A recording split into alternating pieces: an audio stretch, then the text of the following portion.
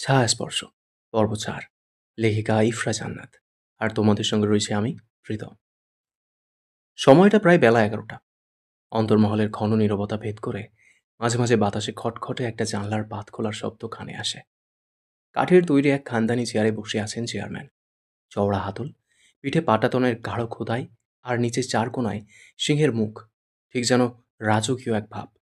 হাতে চায়ের কাপটা ঠোঁটে নিয়ে লম্বা এক চুমুক দেন তিনি। গরম ভাব তার গোঁফ ছুঁয়ে যেতেই কাপটা শব্দ করে রাখেন পাশে টেবিলে।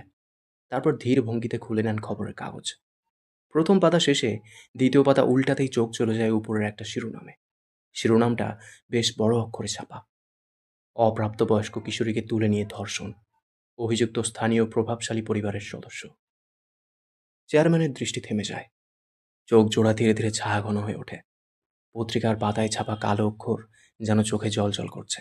ঘটনাস্থল পঞ্চগড়, ডাঙ্গাপাড়া ইউনিয়নের পশ্চিম শিমুলবাড়ি। চেয়ারম্যানের চোখের পাতা একবার ঢাকে, আবার ধীরে খুলে যায়। মনোযোগ দিয়ে পড়তে থাকেন তিনি। গত পরশু রাতে ডাঙ্গাপাড়া ইউনিয়নে পশ্চিম শিমুলবাড়ি গ্রামে এক অপ্রাপ্তবয়স্ক কিশোরীকে তুলে নিয়ে যায় মাদকাসক্ত ৩ জন দুর্বৃত্ত।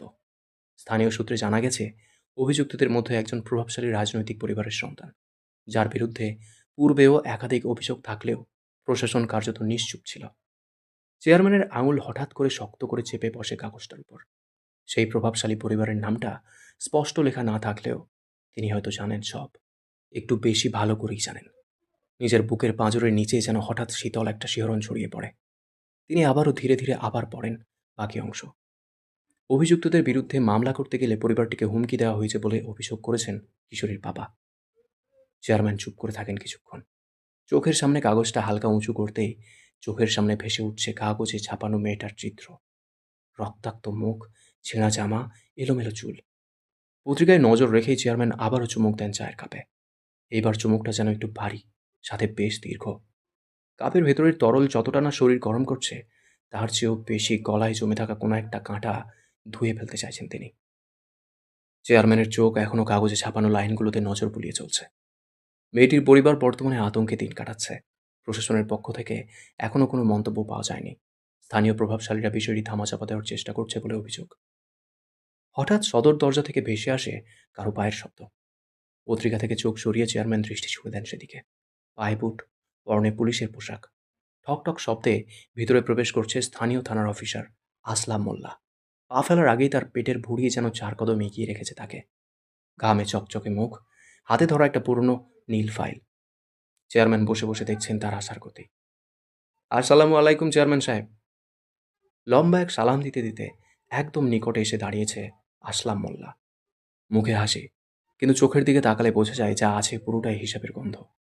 চেয়ারম্যান ধীরে মাথা কাত করেন। আসলামের গলাটা শুনেও কিছু বললেন না। শুধু ঠোঁটের নিচে জমে থাকা সেই চায়ের তিক্ততা যেন আরেকবার গিলে ফেলেন। পত্রিকার ভাঁজ তার সামনে এখনো খোলা। আসলাম মোল্লা গলাটা একটু খাঁকারি দিয়ে কিছুটা চেয়ারম্যানের মনোযোগ তার দিকে টেনে নেয়। একটু জরুরি কথা ছিল চেয়ারম্যান সাহেব। ব্যাপারটা নিশ্চয়ই আপনার কানে ইতিমধ্যে এসেছেন।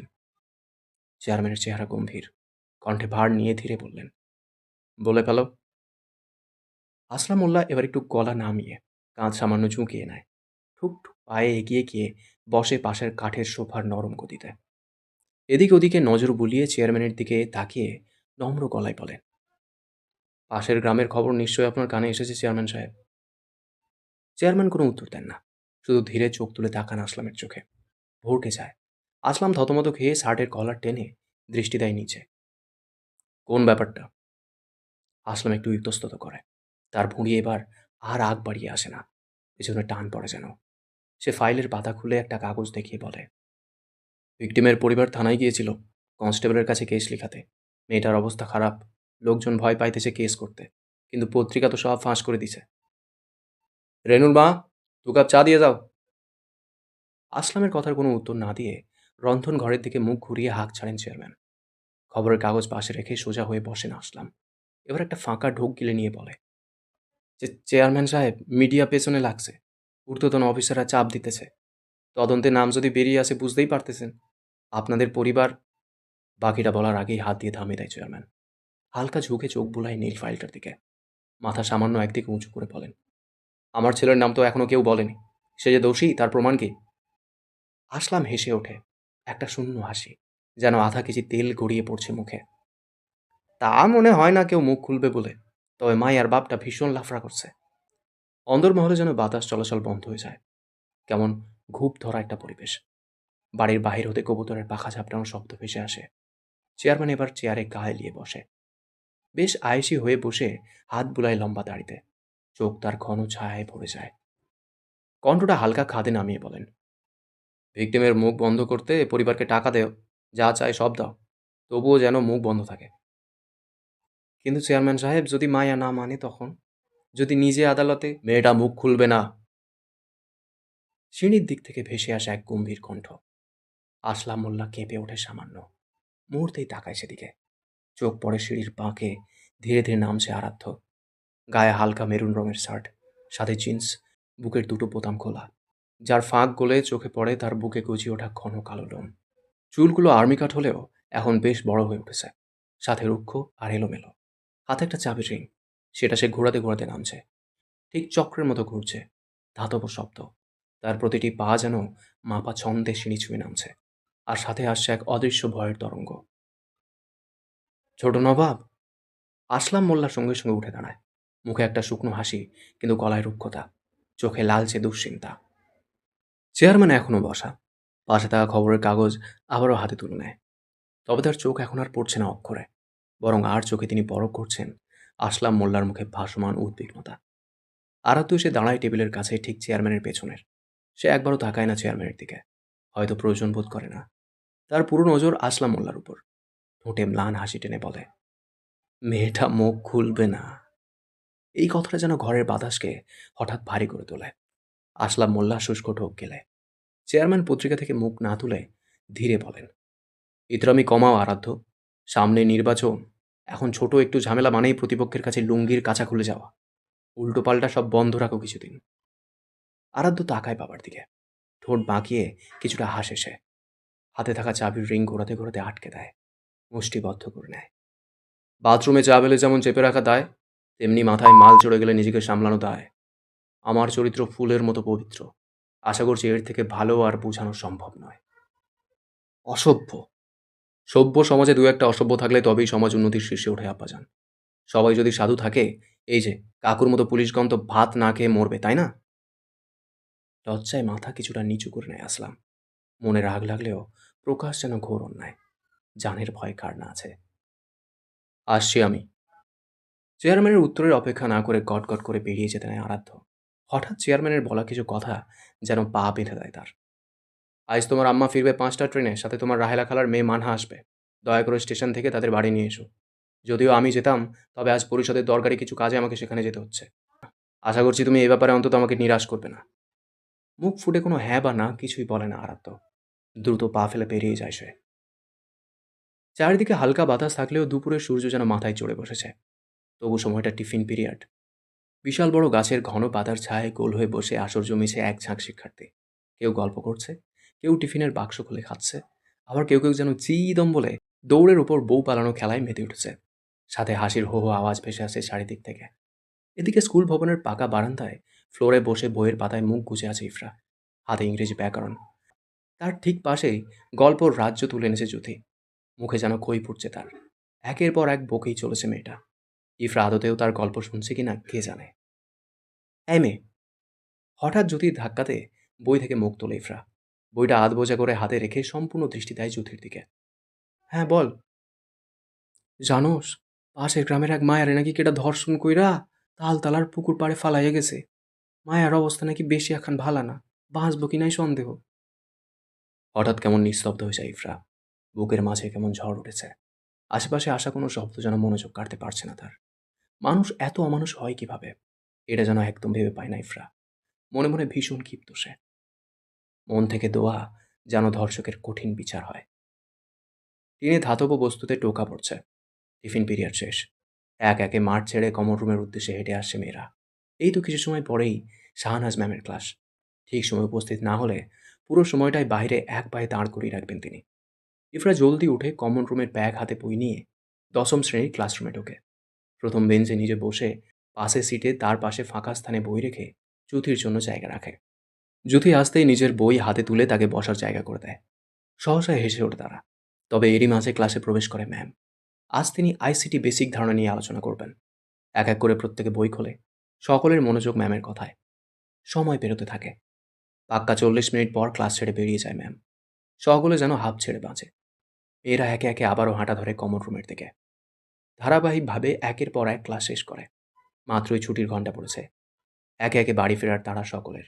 কার আগে কে বেরোবে এই নিয়ে দরজায় তাড়াহুড়ো। যুথি ইফরা দুজনেই একসাথে বেরোয়। আজ তারা জোড়ায় বাড়ি ফিরবে। স্কুল গেট পেরিয়ে কাঁচামাটির পথ ধরে এগিয়ে যাচ্ছে দুজন।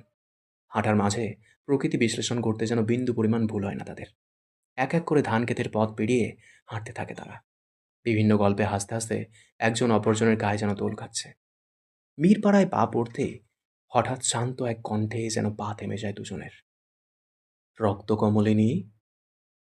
পিছন থেকে ভেসে আসা ডাকেই যেন হাসি গায়েব হয় দুজনের।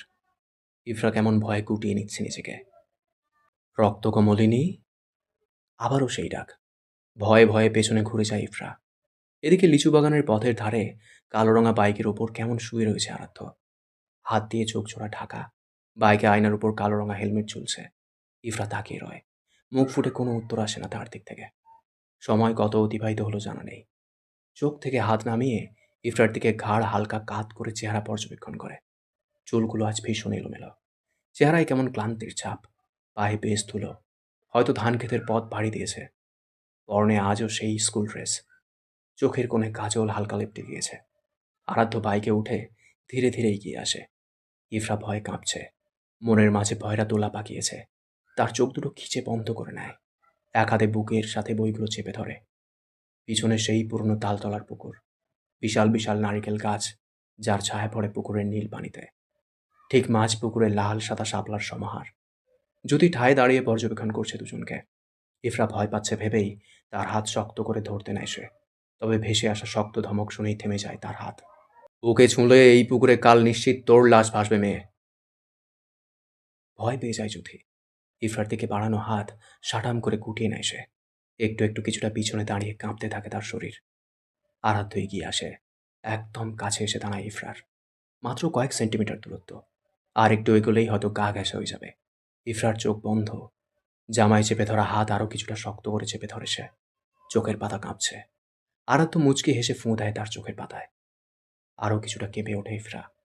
মিষ্টি গোলাপি ঠোঁট জোড়া তীর তীর করে কাঁপছে। নাক আর ঠোঁটের মাঝ বরাবর একটা ছোট কালো তিল। বেশ আকর্ষণীয়। আরাধ্য ছুঁতে গিয়েও আবার হাত ফিরিয়ে নেয়।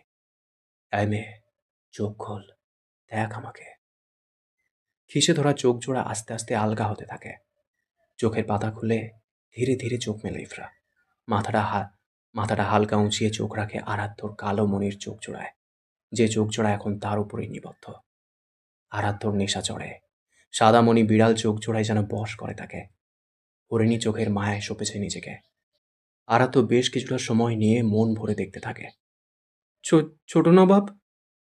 ইফরার কাঁপা কাঁপা গলায় বলা কথায় যেন ধ্যান ভঙ্গ হয় আরাধ্যর। ডান হাতে মাথার চুলে হাত বুলিয়ে নেয় একবার।